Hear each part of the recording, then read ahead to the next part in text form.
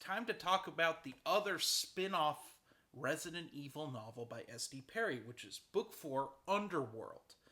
Now, this takes place shortly after City of the Dead, as well as Nemesis, but Nemesis wasn't out when this came out, I believe.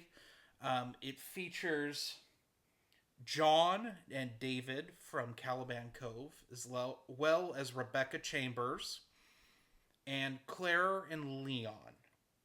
Yeah, that's a lot of characters. And we're just getting started. When they are trying to go to Europe to meet up with Chris Redfield and Barry, and if you haven't read Nemesis, assuming Jill is there, but just kind of we'll get to that when we get to Nemesis.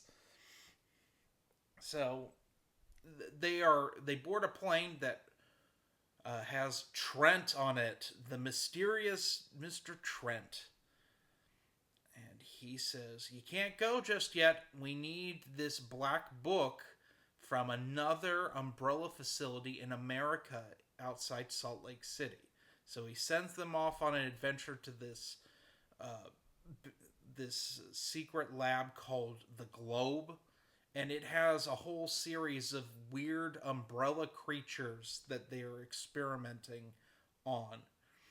And I should say this right off the bat, this is the first one that does not have a form of the T virus, which is kind of weird. It does other things.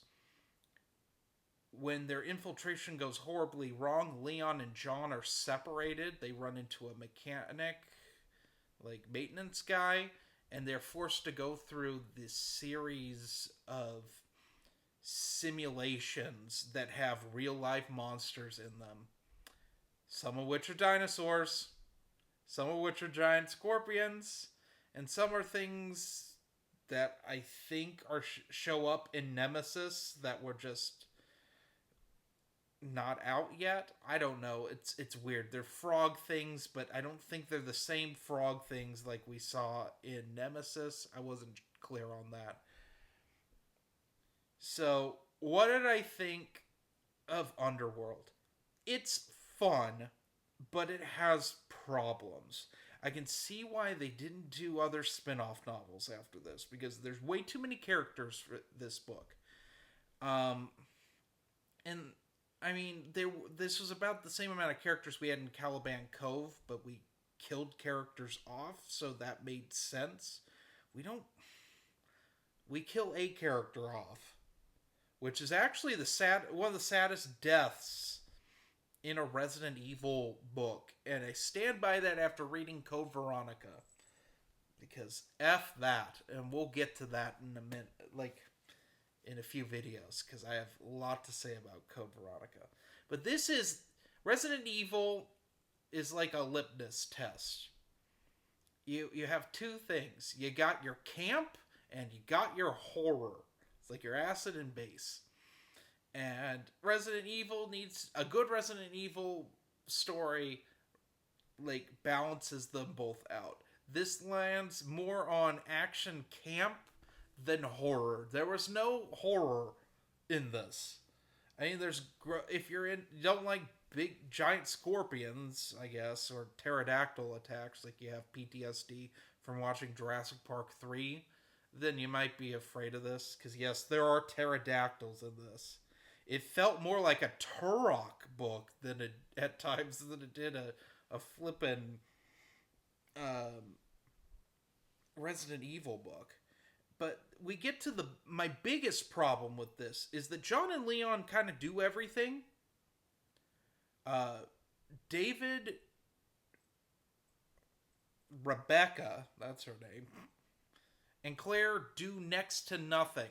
They get in like one firefight and Rebecca gets shot, and so she's just injured the rest of the book. Felt like uh, Dr. Malcolm in the Jurassic Park novels. Like, what? What are we doing here? Why are they here?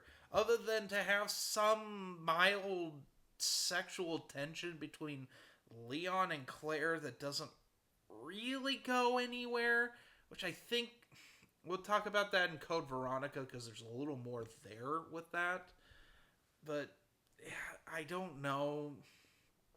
Leon's kind of the protagonist because he's the one who's kind of wishy-washy about fighting Umbrella, whereas everyone else is kind of gung-ho to do it, and he's the one that undergoes the change. Also, he and John don't they kind of sort of don't get, like, Leon is bothered by John but then gets over it when they go through their adventures together. I don't know. I like the villain in this. He's just like a lesser upper end Umbrella executive who's just like kind of incompetent but thinks he's not, and he thinks that his employees fear him enough to like follow him and they don't. It's kind of funny. Also, the tyrant in this is a Tyrannosaurus Rex, but not.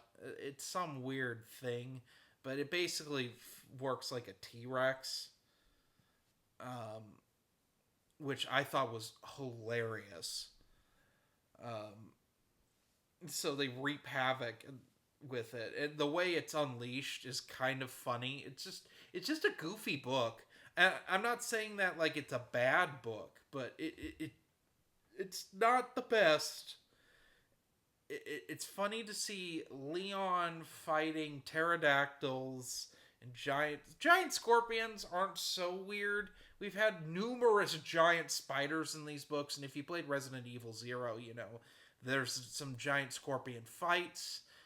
I think they just had ideas for things laying around that weren't used in games, and S.D. Perry took them, as a good author does when writing intellectual property fiction, and just adds them in. Because there's stuff that like alludes a little bit to what's in Nemesis, which is nice. Overall, oh, and we do get the big reveal. This feels like a definitive end of the first cycle of Resident Evil stories. We get a big reveal with Trent at the end. I won't spoil it. But things start making a lot more sense, and it feels satisfying at the end. So, what would I rank this one? I give it a 3.8 out of 5. I didn't hate it. I liked it quite a bit, but in like it's like in a goofy sort of way, if that makes sense. So, anyway, have a nice day.